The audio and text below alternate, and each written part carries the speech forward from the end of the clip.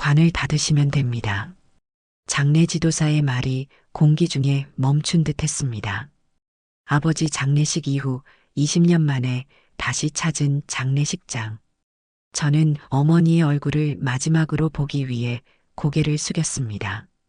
하얀 수의를 입은 어머니는 평온해 보이셨지만 왼쪽 뺨에 옅은 멍이 남아 있었네요. 요양원 측에서는 쓰러지실 때 생긴 것이라 설명했지만 그 말을 온전히 믿을 수는 없었습니다. 관을 닫기 직전 저는 어머니의 손을 마지막으로 잡아보려 했습니다. 어머니의 손은 항상 따뜻했거든요. 솥뼈를 고아 만드는 국밥 냄새가 밴 그 손이 이제는 차갑게 식어가고 있었습니다. 그 순간이었습니다. 툭! 관 속에서 어머니의 손이 움직였습니다. 아니, 그저 움직인 것이 아니라 마치 무언가를 전하려는 듯 위로 솟구쳤습니다. 시간이 멈췄습니다. 하얗게 질린 장례 지도사의 얼굴, 비명을 터뜨리는 친척들, 그리고 카메라 셔터 누르던 조카에 떨어지는 스마트폰까지 모든 것이 느린 영화의 한 장면처럼 흘러갔습니다. 그 손에서는 무언가가 떨어졌습니다. 푸른 실핏줄이 선명한 손가락 사이로 작은 진주 단추와 피가 가디건 묻은 천 조각이 바닥에 구르며 떨어졌습니다. 심장이 목구멍까지 차올랐습니다. 그것은 어머니가 평생 아끼던 가디건의 단추였습니다. 아버지가 결혼 30주년 기념으로 선물했던 어머니가 돌아가시는 날까지 입고 계셨던 그 가디건의 단추였지요. 이건 사망 직후의 근육 경직 현상입니다. 간혹 있는 일이니 놀라지 마십시오. 장례 지도사가 당황하며 말했습니다. 그의 얼굴에는 의아함이 역력했습니다. 장례 지도사가 당황하며 말했습니다. 그의 얼굴에는 의아함이 역력했습니다. 요양원에서 시신을 받아 장례식장으로 이송하는 과정에서 뭔가 실수가 있었던 것 같았습니다. 이건 매우 특이한 경우입니다. 보통 염을 하면서 손을 정리하고 펴는데 장례 지도사가 어머니의 손을 살펴보다가 중얼거렸습니다. 요양원 측에서 부분 염만 진행하고 우리에게 온전한 염을 맡긴다고 했는데 급하게 인계하는 과정에서 제대로 확인하지 못했나 봅니다. 어머니가 마지막 순간까지 무언가를 손에 꼭 쥐고 있었고 누구도 그것을 발견하지 못했거나 혹은 의도적으로 그대로 두었다는 생각에 등골이 오싹해졌습니다. 장례 지도사가 서둘러 설명했지만 저는 그 말을 듣지 않았습니다. 어머니의 손을 조심스럽게 들어 올렸습니다.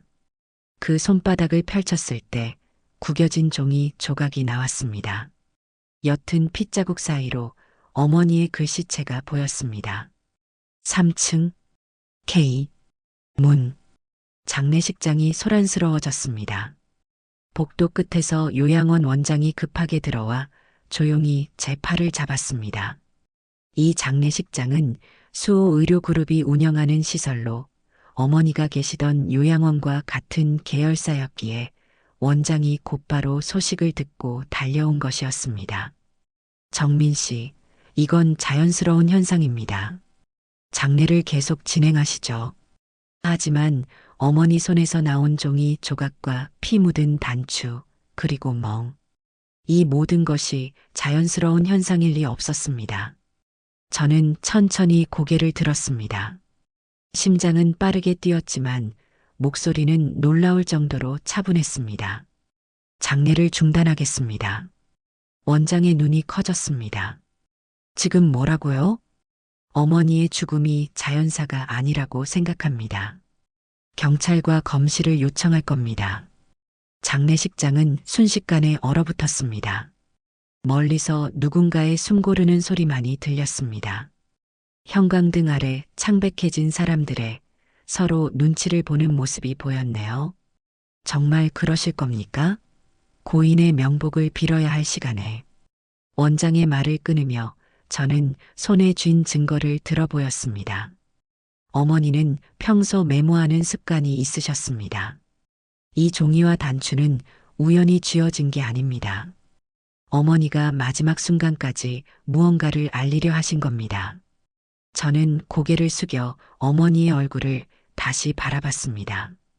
그리고 속삭였습니다. 어머니, 제가 알아볼게요. 끝까지 밝혀드릴게요. 한 줄기 햇살이 창문을 통해 들어와 관을 비쳤습니다. 그 빛 속에서 어머니의 얼굴이 마치 미소 짓는 것처럼 보였네요. 나는 요양원 원장을 똑바로 바라보며 다시 한번 말했습니다. 진실을 찾을 때까지 이 관은 닫지 않겠습니다. 장례식은 중단되었습니다.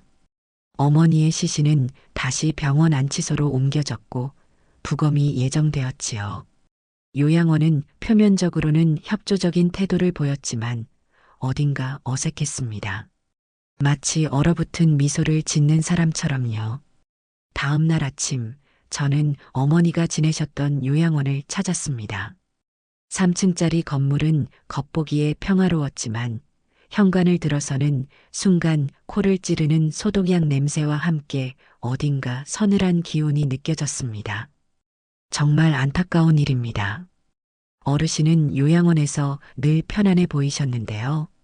원장의 사무실에서 들리는 말들은 모두 비슷했습니다. 의사의 소견서는 자연사라고 적혀 있었고 간호 기록에는 특별한 이상 징후가 없었다고 되어 있었습니다. 어머니 방을 보고 싶습니다. 원장은 망설이다가 고개를 끄덕였습니다. 3층 끝방. 벽에 304호라고 적혀 있었지요. 문을 열자 어머니의 기척이 사라진 공허한 방이 저를 맞이했습니다. 침대 시트의 주름까지 완벽하게 정리된 부자연스러운 공간이었습니다. 어머니의 유품은 어디 있습니까? 이미 정리해 두었습니다. 저기 서랍에요.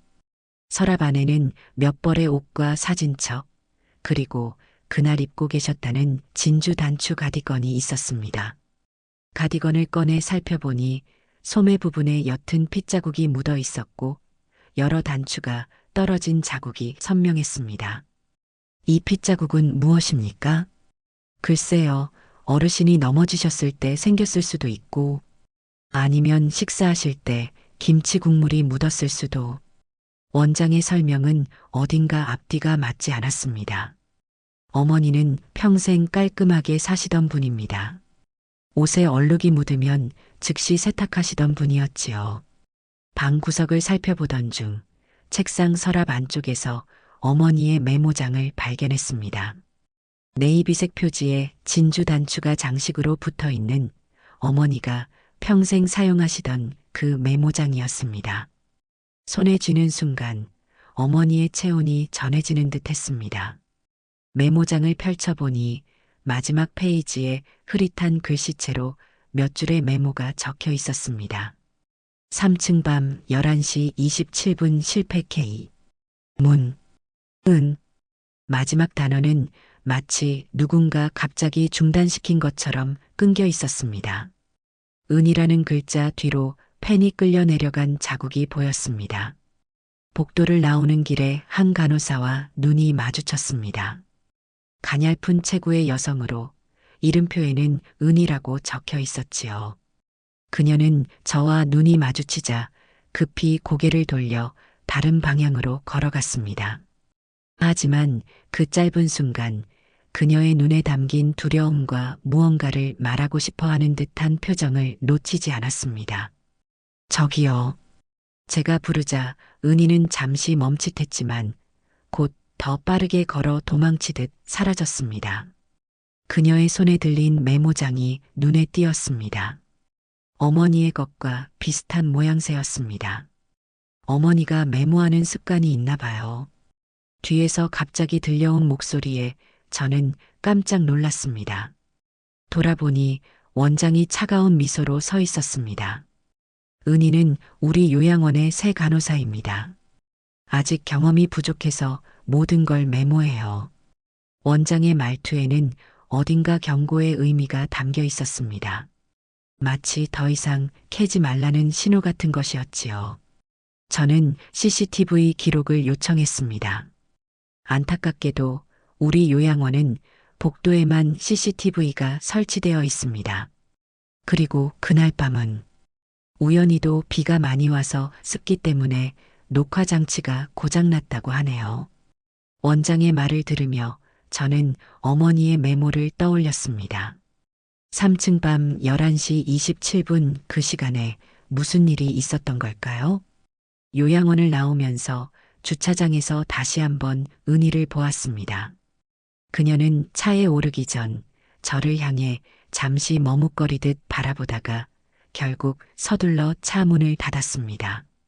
집으로 돌아오는 길 계속해서 어머니의 메모가 머릿속을 맴돌았습니다. K, 문, 은. 이건 단순한 메모가 아니었습니다. 어머니가 남긴 마지막 메시지였지요. 그리고 그 메시지는 아직 완성되지 않은 채 누군가에 의해 끊어졌습니다. 아파트에 도착했을 때 현관문 앞에 놓인 작은 물건이 눈에 들어왔습니다. 숨이 멎는 듯 했습니다. 진주 단추 하나가 조용히 놓여 있었습니다. 그것은 제가 관에서 발견한 것과 동일한 디자인이었지만 분명히 다른 단추였습니다. 마치 누군가가 지켜보고 있다는 경고처럼 이제 진실을 찾아야 했습니다. 어머니의 메모, 단추, 그리고 은이라는 이름의 간호사. 모든 것이 무언가를 가리키고 있었습니다. 이 서늘한 침묵 뒤에 숨겨진 진실을. 다음 날 나는 은희를 어떻게든 만나야겠다고 결심했습니다. 그날 밤 저는 어머니의 유품을 정리하며 밤을 새웠습니다. 거실 테이블 위에 어머니의 메모장, 진주 단추 가디건, 그리고 사진첩을 펼쳐 놓았습니다. 빗소리가 창문을 두드리는 가운데 옛 기억 속으로 빠져들었습니다. 사진첩의 첫 페이지. 1980년대 초 작은 국밥집 앞에서 웃고 계시는 어머니와 아버지. 어머니는 언제나 그 자리에 서 계셨습니다. 매일 새벽 4시에 일어나 솥뼈를 고우시던 그 모습이 눈앞에 선명했습니다. 솥뼈는 12시간은 고아야 제맛이 나온다. 어머니가 항상 말씀하시던 소리가 귓가에 들리는 듯 했습니다. 간장과 된장, 후추가 섞인 그 특유의 냄새. 지금도 코끝에 맴도는 것 같았습니다. 아버지가 갑작스레 돌아가신 후 어머니는 홀로 저를 키우며 국밥집을 운영하셨습니다. 매일 12시간씩 서서 일하던 어머니의 다리는 늘 붓고 아프셨지만 단 하루도 쉬시지 않았습니다. 사진을 넘기자 제 초등학교 졸업식 날의 모습이 나왔습니다. 기름때 묻은 손을 가리지 않고 꽃다발을 들어 올리며 환하게 웃는 어머니. 그날 가게는 문을 닫았고 어머니는 평소에 입지 않던 진주 단추 가디건을 입고 오셨었지요. 이건 특별한 날에만 입는 거야. 내 아버지가 우리 결혼 30주년에 선물해 준 거란다. 그 가디건은 어머니에게 보물과도 같았습니다. 세탁을 해도 절대 세탁기에 넣지 않고 손빨래를 하셨지요. 단추가 하나 느슨해져도 즉시 바늘과 실을 꺼내 고치셨습니다. 그런 소중한 가디건의 단추가 어머니의 관 속에서 나왔다는 사실이 가슴을 저몄습니다. 또 한 장의 사진.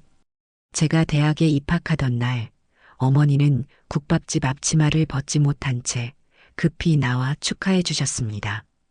그날 어머니의 손에는 낡은 적금 통장이 들려 있었습니다. 고생 많았어요, 어머니.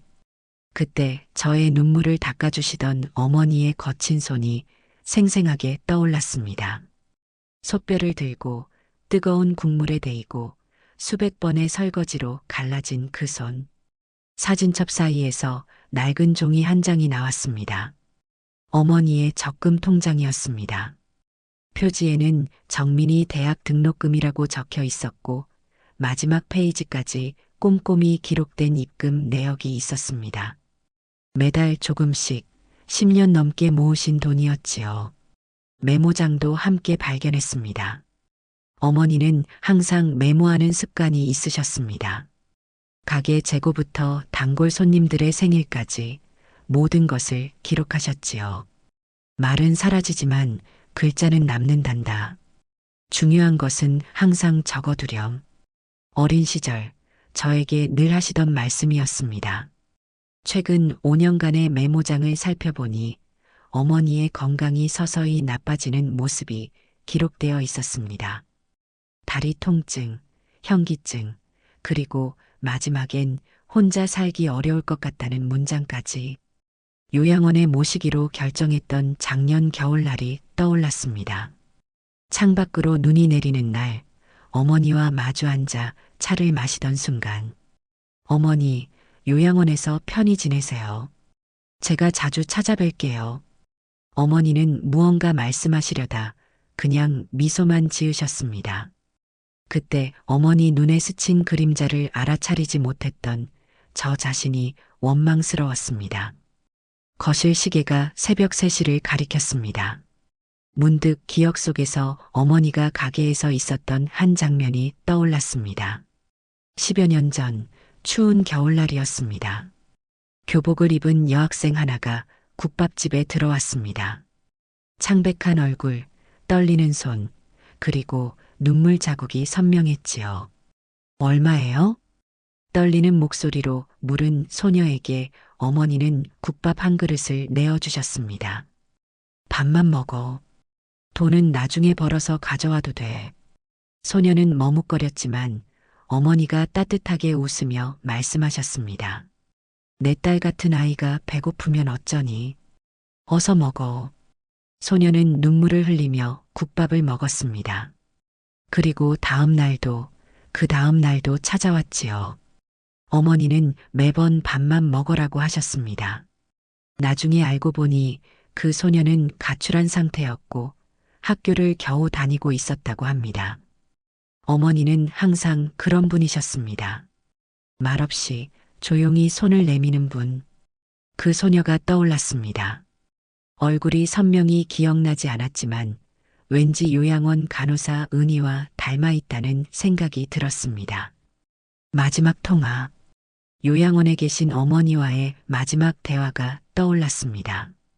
그날 어머니의 목소리는 평소와 달리 긴장되어 있었습니다. 미나, 난 아직 할 일이 있어. 무슨 말씀이세요? 내가 메모해 두었다. 내가 찾을 수 있을 거야. 그게 마지막이었습니다. 다음 날 바로 전화했으나 기력이 없으셔서 전화 받기 어렵다는 답변만 들었지요. 그리고 이틀 후 어머니가 돌아가셨다는 전화. 진주 단추가 달린 가디건을 손에 쥐었습니다. 찢어진 소매, 피의 흔적, 그리고 빠진 단추. 아무리 봐도 자연스럽지 않았습니다. 어머니가 마지막으로 문 닫은 국밥집 열쇠도 유품 상자에서 나왔습니다. 10년이 넘도록 저는 그곳을 정리하자고 몇 번이나 말씀드렸지만 어머니는 항상 아직은 아니야라고 하셨지요. 이제야 이해가 되었습니다. 어머니에게 그곳은 단순한 가게가 아니라 삶 그 자체였던 겁니다. 새벽빛이 창문으로 스며들기 시작했습니다. 어머니의 손길이 담긴 물건들 사이에서 저는 결심했습니다. 어머니의 마지막 메시지 3층 밤 11시 27분 실패 K. 문. 은. 이 메모가 가리키는 곳으로 가야 했습니다. 그리고 반드시 진실을 찾아내야 했습니다. 손에는 어머니의 진주 단추를 꽉 쥐고 마음속으로 다짐했습니다. 어머니, 끝까지 밝혀내겠습니다. 약속드릴게요. 다음 날 아침 저는 결심했습니다. 은희 간호사를 만나야 했습니다. 어머니 메모의 은. 이 그녀를 가리키는 것이라면 어머니의 마지막 날에 대한 진실을 알고 있을지도 모릅니다. 요양원 앞에 차를 세우고 주차장을 살펴보았습니다. 아직 이른 시간이라 출근하는 직원들이 하나둘 모여들고 있었지요. 그 중에서 은희의 가냘픈 모습을 발견했습니다. 은희 씨. 제가 부르자 그녀는 깜짝 놀라 뒤돌아보았습니다. 그리고 주변을 살피더니 급히 고개를 돌려 빠른 걸음으로 건물 안으로 들어갔습니다. 저는 서둘러 그녀를 따라갔지만 직원 전용 출입구 앞에서 경비원이 저를 막았습니다. 죄송합니다만 방문객은 정문으로 들어가셔야 합니다. 안으로 들어가니 원장이 이미 로비에서 저를 기다리고 있었습니다. 마치 제가 올 것을 알고 있었던 것처럼 보였습니다. 정민 씨, 이른 아침부터 무슨 일이신가요? 은희 간호사와 이야기를 나누고 싶습니다. 원장의 입가에 미소가 번졌지만 그 눈은 웃지 않았습니다. 안타깝게도 은희는 오늘 휴가를 냈습니다. 급한 가족 일이 있다고 하더군요. 거짓말이었습니다. 방금 전 그녀가 출근하는 것을 봤으니까요. 하지만 방금 전에 들어오는 걸 봤는데요. 원장의 눈이 차갑게 빛났습니다. 착각이신 것 같습니다. 우리 직원 중에 은희와 비슷하게 생긴 간호사가 또 있거든요. 더 이상의 대화는 무의미했습니다. 원장은 분명히 무언가를 숨기고 있었고 은희를 만나지 못하게 하려는 것 같았습니다. 요양원을 나와 차에 오르려는 순간 주머니 속 휴대폰이 울렸습니다. 낯선 번호였습니다. 여보세요? 처음에는 아무 말도 들리지 않았습니다. 그저 누군가의 숨소리만 들렸지요. 그리고 잠시 후 떨리는 여성의 목소리가 들려왔습니다. 정민 씨, 맞으신가요? 은희의 목소리였습니다. 네, 맞습니다. 은희 씨인가요? 지금 당장 요양원에서 멀리 떠나세요. 제 전화는 감청될 수 있어요. 어머니의 국밥집으로. 1시간 후에 전화가 끊겼습니다. 심장이 빠르게 뛰었습니다. 은희는 어떻게 국밥집을 알았을까요? 그리고 왜 그곳에서 만나자는 걸까요? 차에 올라 시동을 걸려는 순간 백미러로 검은색 세단이 주차장 구석에 서 있는 것이 보였습니다. 짙은 선팅으로 안이 보이지 않았지만 누군가 저를 지켜보고 있다는 느낌이 들었습니다. 국밥집으로 향하는 길, 계속해서 그 검은 세단이 저를 따라오는 듯 했습니다. 한 블록 건너, 두 블록 건너, 그리고 갑자기 사라졌다가 다시 나타났습니다. 분명히 미행당하고 있었습니다. 심장이 목구멍까지 차올랐습니다. 어머니의 죽음이 단순한 의료과실이 아니라 무언가 더 큰 일이 벌어지고 있다는 확신이 들었습니다. 우회전, 좌회전을 반복하며 미행을 따돌린 후 마침내 10년 넘게 문을 닫은 국밥집 앞에 도착했습니다. 낡은 간판은 빛바랬지만 정간의 뼈다귀 국밥이라는 글씨는 여전히 선명했습니다. 열쇠로 문을 열고 들어가니 먼지와 함께 오래된 국물 냄새가 희미하게 남아 있었습니다. 모든 것이 그대로였습니다. 수십 년간 어머니가 서 계셨던 주방, 매일 아침 솥뼈를 삶던 큰 솥, 그리고 단골 손님들이 앉던 나무 테이블까지. 약속 시간보다 일찍 도착했기에 주방 구석에 앉아 기다렸습니다. 그때 주방 서랍에서 낡은 메모장을 발견했습니다.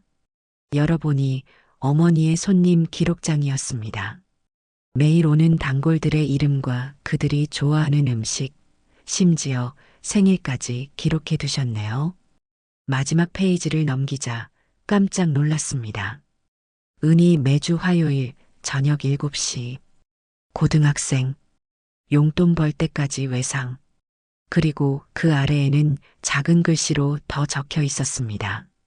너무 마르고 창백하다. 더 많이 챙겨줘야지. 가출한 것 같다. 상담해 볼까? 심장이 쿵쾅거렸습니다.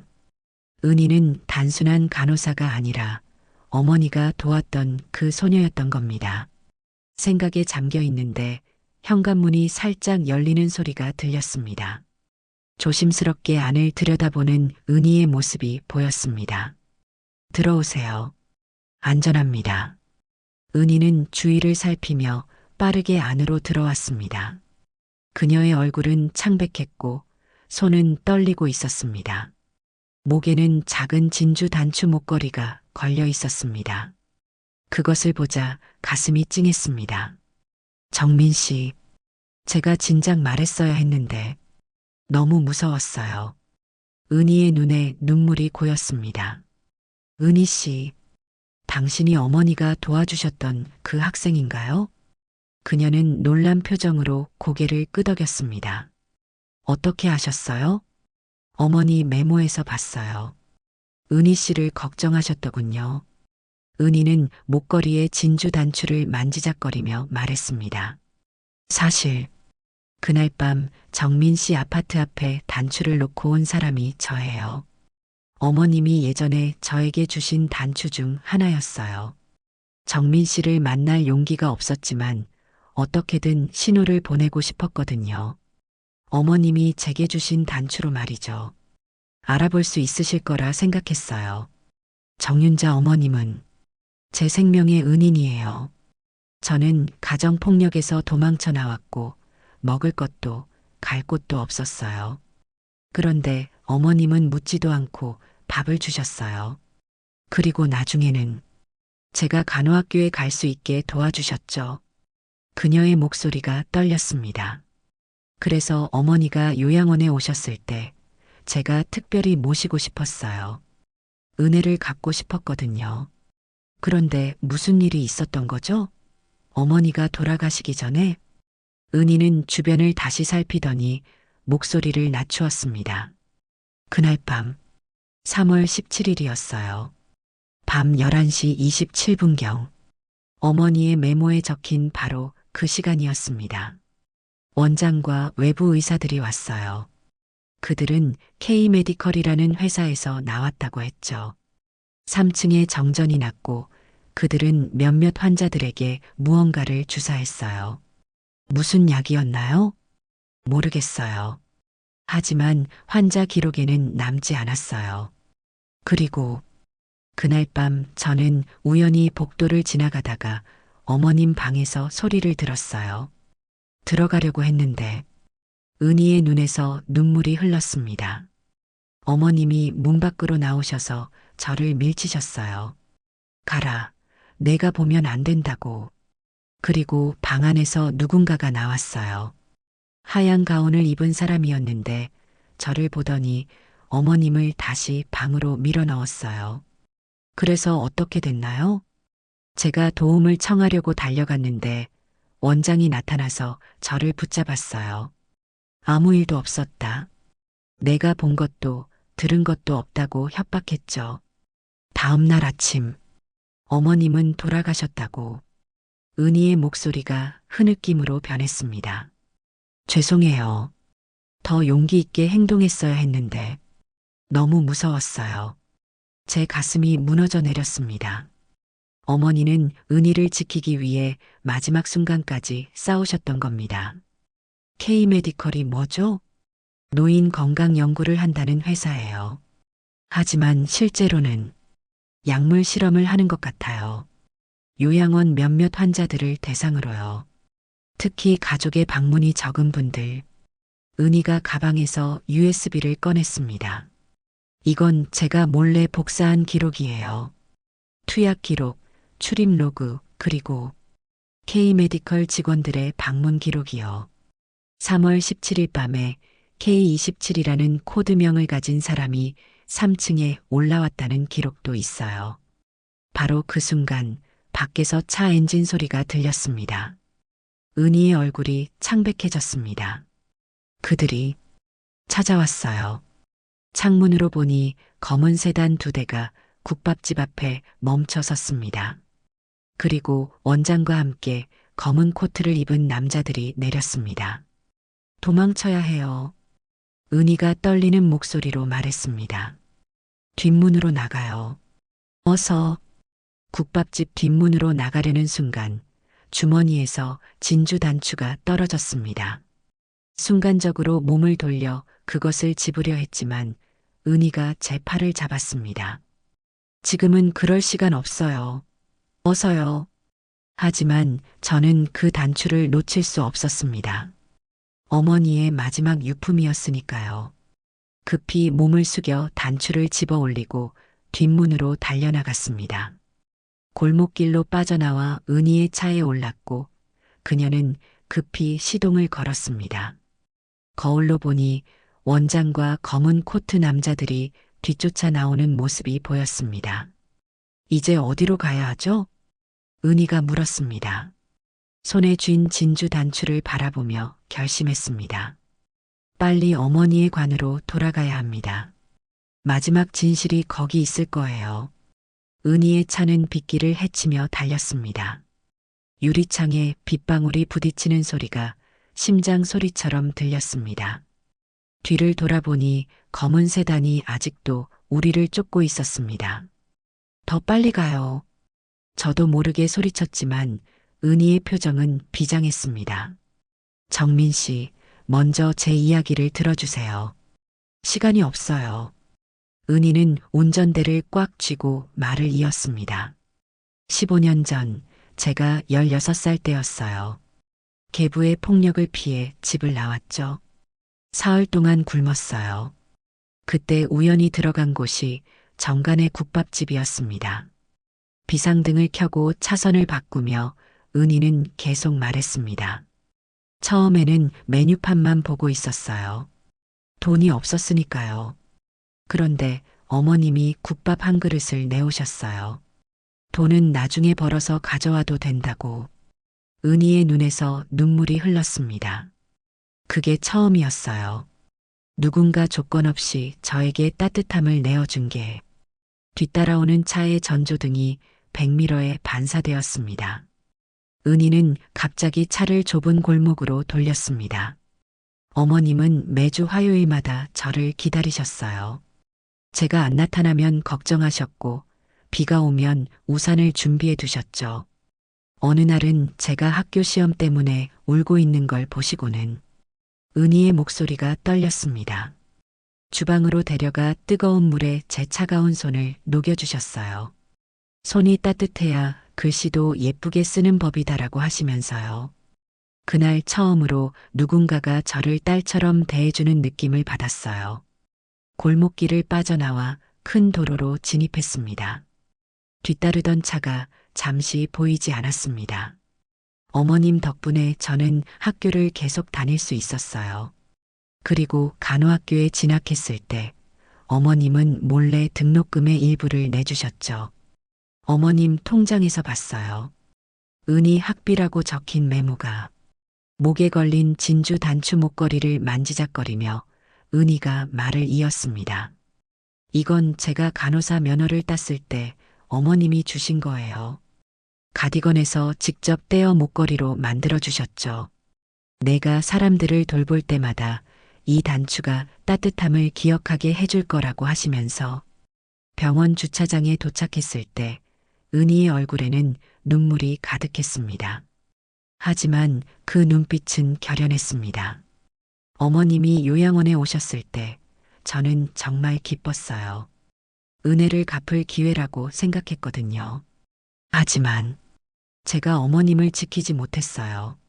주차장에 차를 세우고 은희는 제 손을 꽉 잡았습니다. 그날 밤 어머님은 저를 지키려고 하셨어요. K메디컬의 불법 실험을 목격한 제가 위험에 처하자 자신을 희생해 저를 보호하셨던 거예요. 어머님의 마지막 말씀이 내 인생은 이제 시작이다. 도망가라였어요. 눈물이 목을 메어 더 이상 말을 잇지 못했습니다. 저도 덩달아 눈물이 났습니다. 어머니는 마지막 순간까지 자신보다 다른 사람을 먼저 생각하셨던 겁니다.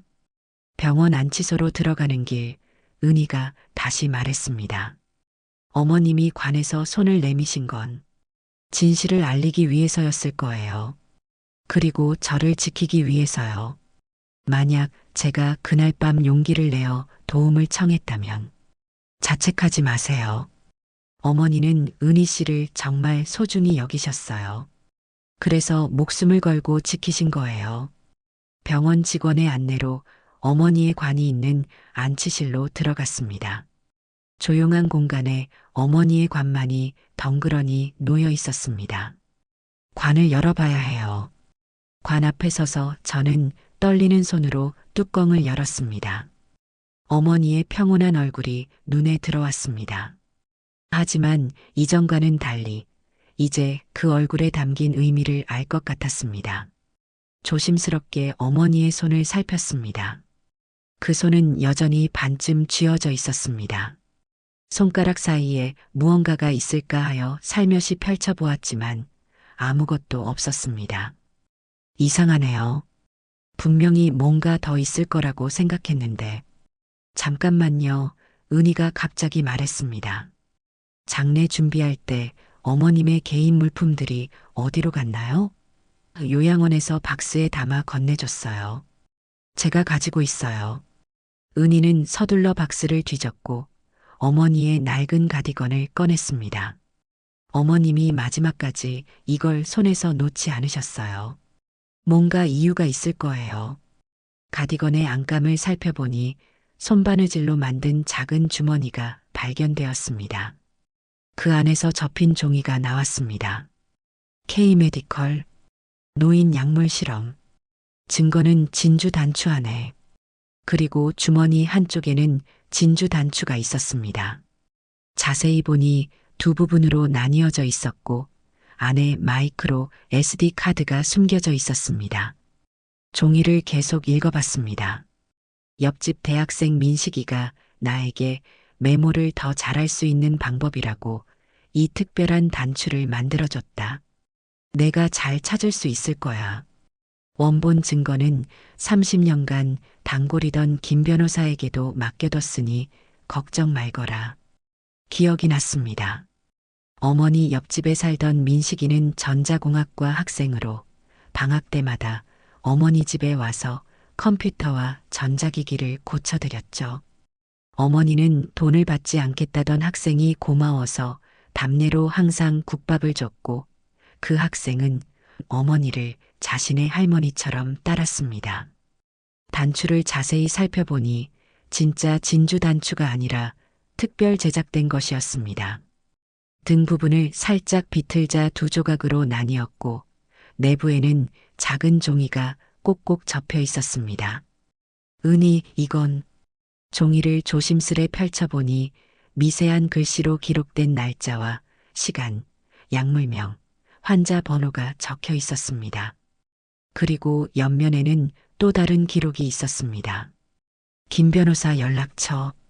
데이터는 민식이에게도 있다. 어머니는 평생 모든 중요한 일은 2중 3중으로 대비하시던 분이었습니다. 요양원에서도 모든 준비를 완벽하게 해두셨던 것이죠. 어머니의 지혜로움 앞에 눈시울이 뜨거워졌습니다. 그 순간 안치실 문이 열리고 누군가 들어오는 소리가 들렸습니다. 우리는 급히 SD 카드를 주머니에 넣고 뒤를 돌아보았습니다.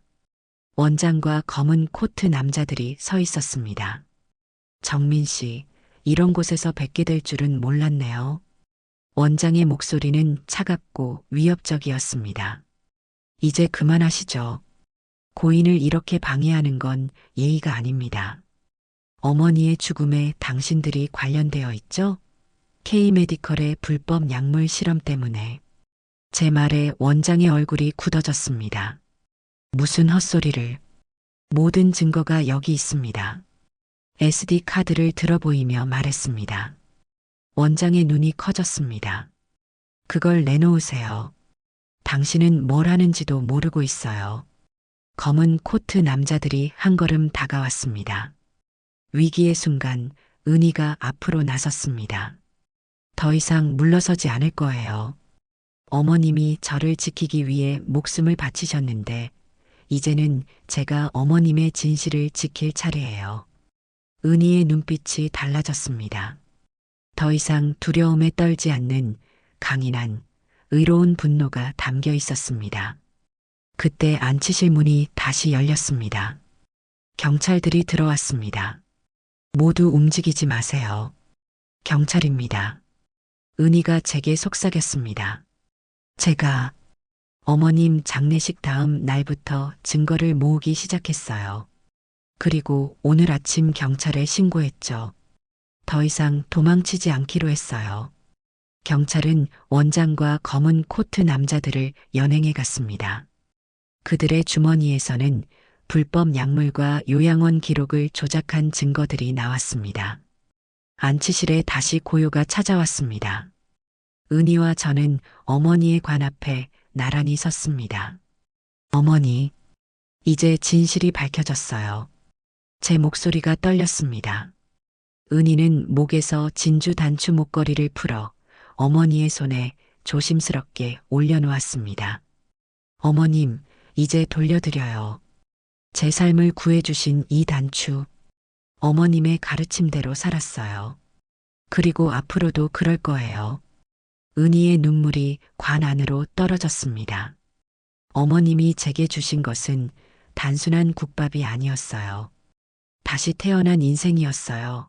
희망이었어요. 지킬 수 없어서 정말 죄송해요. 은희의 어깨가 흔들렸습니다. 저는 조용히 그녀의 어깨를 감쌌습니다. 어머니는 은희 씨를 정말 자랑스러워 하실 거예요. 딸처럼 생각하셨으니까요.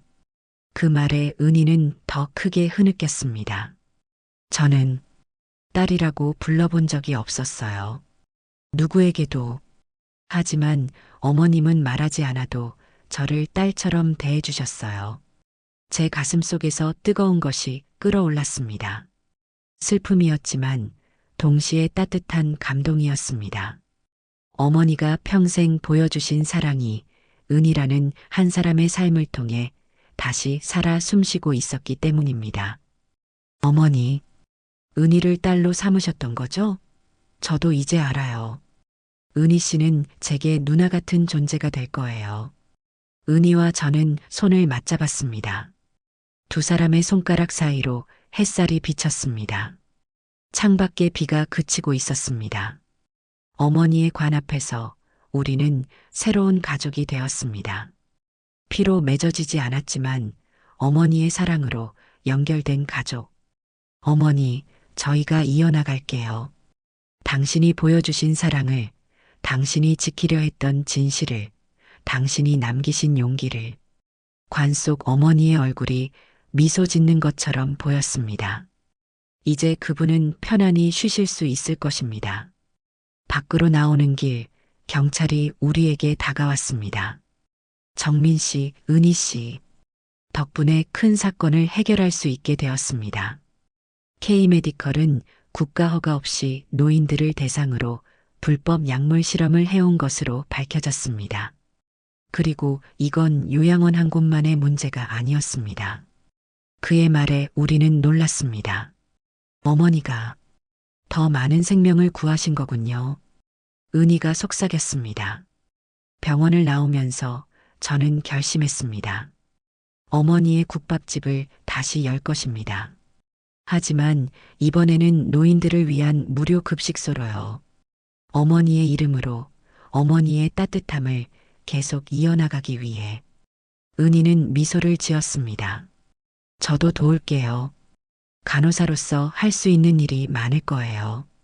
우리가 주차장으로 걸어가는 동안 하늘에서는 빗방울이 완전히 그치고 따스한 햇살이 비치기 시작했습니다. 마치 어머니가 우리에게 미소 짓고 계신 것 같았습니다. 은희의 목에서 빛나던 진주 단추는 이제 어머니의 손 안에 있지만 그 단추가 상징하는 사랑은 여전히 우리 가슴 속에 살아 있었습니다. 어머니 사랑해요. 그리고 고마워요. 우리에게 서로를 만나게 해주셔서. 은희의 말에 저도 고개를 끄덕였습니다. 어머니는 떠나셨지만 우리를 연결해주는 끈이 되어주셨습니다. 그분의 사랑은 죽음을 넘어 계속 흐르고 있었습니다. 우리는 이제 어머니가 남기신 SD카드의 내용을 확인하고 모든 진실을 세상에 알릴 준비가 되었습니다. 어머니의 손에서 시작된 이 여정이 이제 끝을 향해 가고 있었습니다. 하지만 이것은 끝이 아니라 새로운 시작이었습니다. 어머니의 단순했던 사랑과 정의로움이 만들어낸 새로운 시작. 경찰에 제출하기 전 SD카드의 내용을 확인하기 위해 저와 은희는 병원 근처 카페에 앉았습니다. 노트북을 켜고 SD 카드를 삽입하자 수십 개의 파일이 화면에 나타났습니다. 어머니가 이 모든 것을 기록하셨다니. 파일들을 열어보니 어머니가 요양원에서 보낸 3개월 동안의 일지와 몰래 녹음한 대화 그리고 K메디컬 관련 문서들의 사진이 있었습니다. 어머니는 처음부터 요양원의 불법 행위를 감시하고 계셨던 겁니다. 마지막 녹음 파일을 열었습니다. 3월 17일 밤 11시 27분. 어머니가 메모에 적어둔 바로 그 시간이었습니다. 3층 복도 불이 꺼졌어요. 누군가 오고 있어요. 어머니의 속삭이는 목소리가 들렸습니다. 그들이 오늘 밤 305 할머니에게 무슨 약을 투여하는지 확인해야 해요. 이어서 문이 열리는 소리, 낯선 남자의 목소리가 들렸습니다.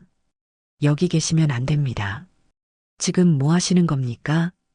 그냥 물 마시러 나왔어요. 어머니의 침착한 대답. 당신, 지난번에도 복도에서 봤던 분이군요. 뭘 보셨습니까? 침묵이 이어지다가 갑작스러운 소리와 함께 녹음이 흔들렸습니다. 놓으세요. 그건 증거예요. 요란한 소음 후에 누군가 쓰러지는 소리, 그리고 어머니의 마지막 숨소리. 은희, 도망가. 진실은 단추 안에. 녹음이 끝났습니다. 은희와 저는 숨을 쉴 수 없을 만큼 충격을 받았습니다. 어머니의 마지막 순간을 듣는 것은 고통스러웠지만 동시에 그분의 용기와 희생에 가슴이 뭉클했습니다. 어머님은 끝까지 싸우셨군요. 은희의 목소리가 떨렸습니다. 다른 파일들을 살펴보니 K메디컬이 요양원과 계약을 맺고 치매 환자들을 대상으로 승인되지 않은 약물 실험을 진행해 온 증거가 고스란히 담겨 있었습니다. 특히 그들의 약물은 노인들의 기억력을 급격히 저하시키는 부작용이 있었고, 심지어 몇몇 환자들은 이로 인해 사망에 이르렀다는 내용도 있었습니다. 가장 충격적인 문서는 K메디컬의 내부 보고서였습니다. 그들은 이 약물 실험을 통해 기억 조작 및 삭제 기술을 개발하고 있었고, 요양원은 그들의 실험실이 되어 있었던 겁니다. 이건 너무 끔찍해요. 은희가 손으로 입을 가렸습니다. 우리는 이 모든 증거를 경찰과 언론에 제공했습니다. 며칠 후 전국 뉴스에는 K메디컬 노인 약물 실험 스캔들이 대대적으로 보도되었고 회사 임원들과 요양원 관계자들이 대거 체포되었습니다. 그러나 저와 은희에게 가장 중요했던 것은 다른 일이었습니다. 바로 어머니의 관을 다시 한번 찾는 것. 장례식장으로 돌아가 어머니의 관 앞에 다시 섰습니다. 이번에는 모든 진실을 알고 모든 이야기를 이해한 상태로요. 어머니, 저는 관 앞에 무릎을 꿇고 속삭였습니다. 이제 모든 것을 알았어요. 어머니가 얼마나 용감하셨는지, 얼마나 많은 사람들을 지키기 위해 싸우셨는지.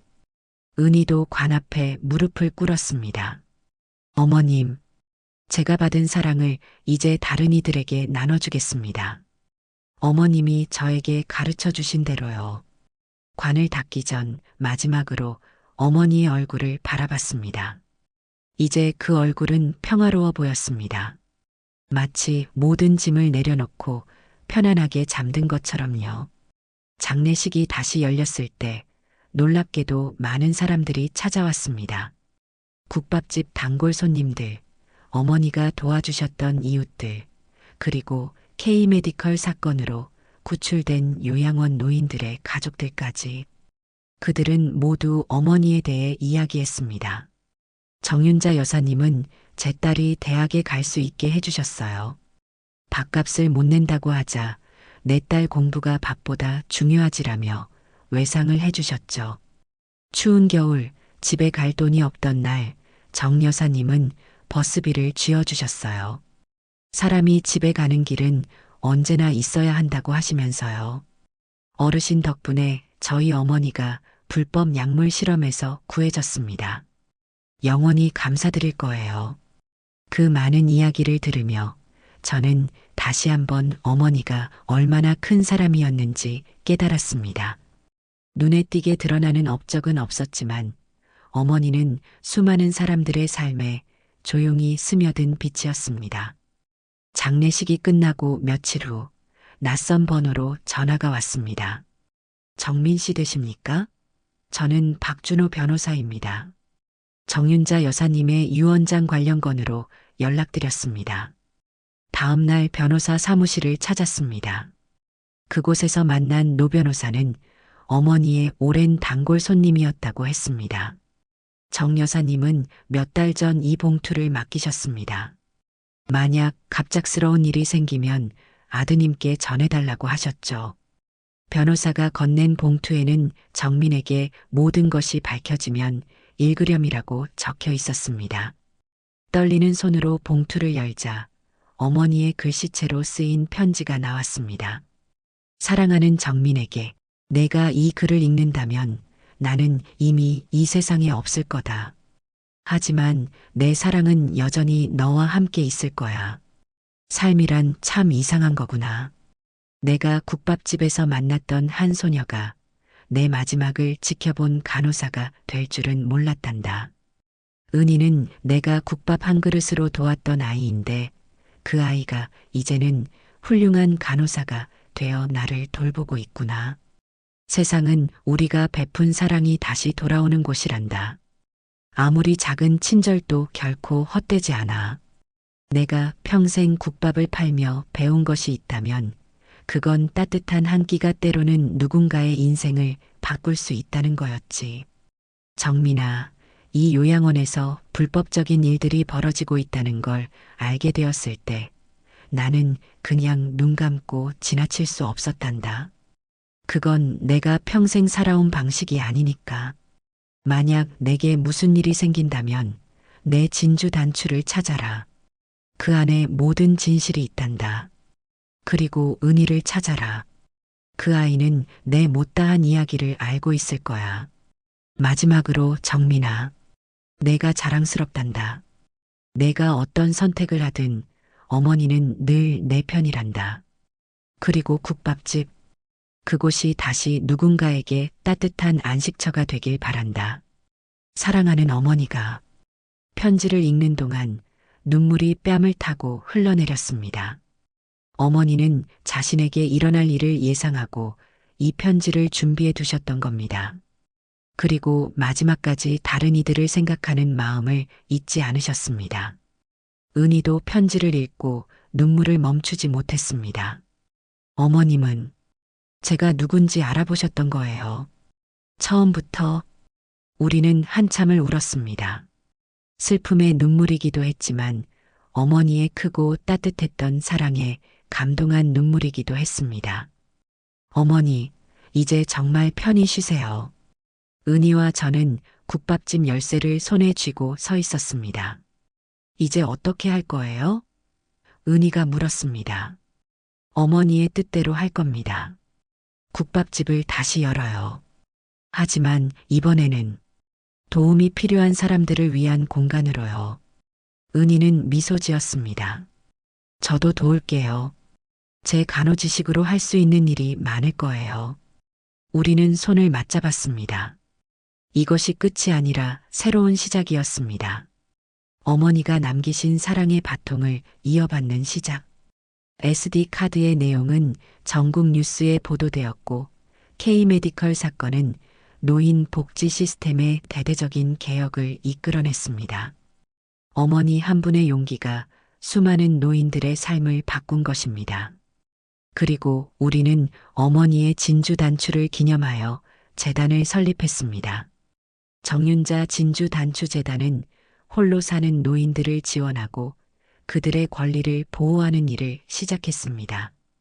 어머니가 관에서 내민 그 한 손이 결국은 세상을 바꾸는 첫 움직임이 되었던 것입니다. 그날 밤 저는 꿈에서 어머니를 만났습니다. 국밥집에서 평화롭게 일하시는 모습이었습니다. 어머니는 저를 보며 환하게 웃으셨습니다. 정민아, 이제 알겠지? 세상은 우리가 베푼 사랑으로 돌아가는 거란다. 꿈에서 깨어나 저는 창밖의 별을 바라보았습니다. 어머니는 떠나셨지만 그분의 사랑은 여전히 이 세상에 살아 숨쉬고 있었습니다. 그리고 그 사랑은 관 속에서 내민 한 손으로부터 시작된 것이었습니다. 1년 후 봄날의 아침, 정간의 국밥 쉼터의 문이 열렸습니다. 10년 넘게 닫혀있던 어머니의 국밥집은 이제 새로운 모습으로 태어났지요. 노인들을 위한 무료 급식소이자 의료 상담을 받을 수 있는 공간으로요. 저는 어머니가 항상 서 계시던 주방으로 들어갔습니다. 커다란 솥에서는 여전히 솥뼈 국물이 보글보글 끓고 있었습니다. 어머니의 방식 그대로 12시간을 고아낸 깊은 맛의 국물이지요. 정민 씨, 오늘도 일찍 오셨네요. 은희가 깔끔한 간호사복을 입고 들어왔습니다. 그녀는 이제 병원 일과 함께 주말마다 이곳에서 무료 진료를 하고 있었습니다. 물론 저도 평일 저녁과 주말에는 어머니의 레시피대로 국밥을 끓이며 이곳을 지키고 있었지요. 어머니 기일이라 더 일찍 왔어요. 오늘은 특별한 날이니까요. 은희의 눈에 그윽한 빛이 돌았습니다. 그녀는 목에 진주 단추 목걸이를 다시 달고 있었습니다. 장례식 날 어머니께 돌려드렸던 것을 제가 다시 찾아 그녀에게 선물했기 때문이죠. 준비는 다 됐나요? 네, 다 되었어요. 오늘은 정윤자 진주단추재단 공식 출범식이 있는 날이었습니다. K메디컬 사건 이후 많은 사람들의 기부와 지원으로 어머니의 이름을 딴 노인복지재단이 설립된 것입니다. 첫 번째 프로젝트는 요양원 모니터링 시스템을 구축하는 일이었지요. 문이 열리고 첫 손님들이 들어왔습니다. 대부분 홀로 사는 노인분들이었습니다. 그들의 얼굴에는 어딘가 어머니와 닮은 주름이 있었고 그 눈빛에는 오랜 세월의 이야기가 담겨 있었습니다. 어서 오세요. 앉으세요. 제가 국밥을 한 그릇씩 내어드리자 할머니 한 분이 제 손을 꼭 잡으셨습니다. 정윤자 씨 아들이지? 많이 닮았구먼. 어머니는 참 좋은 분이셨어. 눈시울이 뜨거워졌습니다. 어디서도 본 적 없는 할머니였지만 어머니를 아시는 분들은 이렇게 계속 나타났습니다. 마치 어머니의 선행이 보이지 않는 그물처럼 온 동네를 감싸고 있었던 것 같았지요. 오전 내내 많은 사람들이 다녀갔습니다. 노인분들뿐만 아니라 요양원 사건으로 돌아가신 분들의 가족들, 언론인들, 그리고 어머니의 오래된 단골 손님들까지 정오가 되어 재단 출범식이 시작되었습니다. 저는 앞에 나가 짧게 인사말을 했습니다. 어머니는 평생 국밥을 팔며 사셨습니다. 하지만 사실 어머니가 파신 것은 단순한 음식이 아니라 따뜻함이었습니다. 배고픈 이에게는 밥을, 슬픈 이에게는 위로를, 길 잃은 이에게는 방향을 나눠주셨지요. 청중석에서는 조용한 눈물 닦는 소리가 들렸습니다.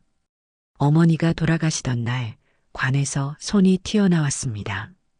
장례 지도사는 사후 경직 현상에 의한 근육이완이라고 설명했고 그때는 그런 의학적 설명을 믿으며 충격을 달래려 했지요. 하지만 이제 압니다. 그건 어머니의 마지막 선물이었습니다. 진실을 밝히고 약자를 지키며 세상에 사랑을 더하라는 마지막 손길이었지요. 은희가 나와서 어머니와의 인연을 이야기했고 재단의 비전과 계획을 발표했습니다. 그녀의 눈빛은 강인하고 따뜻했습니다. 더 이상 두려움에 떠는 간호사가 아니라 어머니의 유산을 당당히 이어받은 든든한 딸이 되어 있었지요. 행사가 끝나고 사람들이 하나둘 떠난 후 은희와 저는 국밥집 앞에 걸린 어머니 사진 앞에 섰습니다. 환하게 웃고 계시는 어머니, 그 미소에는 세상을 품은 따뜻함이 있었습니다. 어머님, 보고 계시나요? 이제 정민 씨와 저는 어머님의 길을 따라갑니다. 은희가 속삭였습니다. 어머니, 이제 관은 닫혔지만 당신이 열어주신 문은 계속해서 열려 있을 거예요. 제가 덧붙였습니다. 해질 무렵 우리는 어머니의 묘소를 찾았습니다. 비석 앞에는 이미 많은 꽃들이 놓여 있었습니다. 누가 다녀갔는지 알 수 없었지만 분명 어머니의 따뜻함을 기억하는 이들이 남긴 마음이었겠지요. 은희가 진주 단추 목걸이를 만지작거리며 물었습니다. 정민 씨, 어머님이 정말 저를 딸처럼 생각하셨을까요? 물론이죠. 어머니는 늘 말씀하셨어요. 정민아, 너는 내 아들이지만 내 자식은 너 하나만이 아니다라고요. 그때는 무슨 뜻인지 몰랐는데 이제 알 것 같아요. 저는 주머니에서 작은 상자를 꺼냈습니다. 그 안에는 어머니 가디건에서 떼어낸 마지막 진주 단추가 있었지요. 어머니는 이걸 항상 아끼셨어요. 아버지의 마지막 선물이라고요. 이제 이 단추는 재단의 상징이 될 겁니다. 어머니의 사랑, 은희 씨와 저를 연결해준 그 사랑의 상징으로요. 우리는 묘비 앞에 단추를 잠시 올려놓았다가 다시 가슴에 품었습니다. 석양이 묘지를 붉게 물들이고 있었습니다. 정민 씨, 신기하지 않아요? 어머님이 마지막으로 남기신 것은 단순한 국밥 레시피가 아니라 사람과 사람을 잇는 방법이었다는 게요. 은희의 말에 깊이 공감했습니다. 그래요. 어머니는 국밥으로 세상을 바꾸셨어요. 한 그릇 한 그릇 정성껏 건네는 그 따뜻함으로요. 돌아오는 길, 저는 문득 하늘을 올려다보았습니다. 첫 별이 빛나기 시작했고 그 별빛이 마치 어머니의 눈빛처럼 따스하게 느껴졌습니다. 어머니의 관을 닫으려는 순간 손이 튀어나왔습니다. 그 손은 세상을, 우리를, 그리고 무수한 사람들의 삶을 바꿔놓았습니다. 어머니는 떠나셨지만 그분의 손길은 여전히 우리 가슴 속에서 살아 숨쉬고 있습니다. 그리고 앞으로도 영원히 차가운 세상을 따뜻하게 데우는 국밥처럼 우리 곁에 남아있을 것입니다. 어머니 사랑합니다.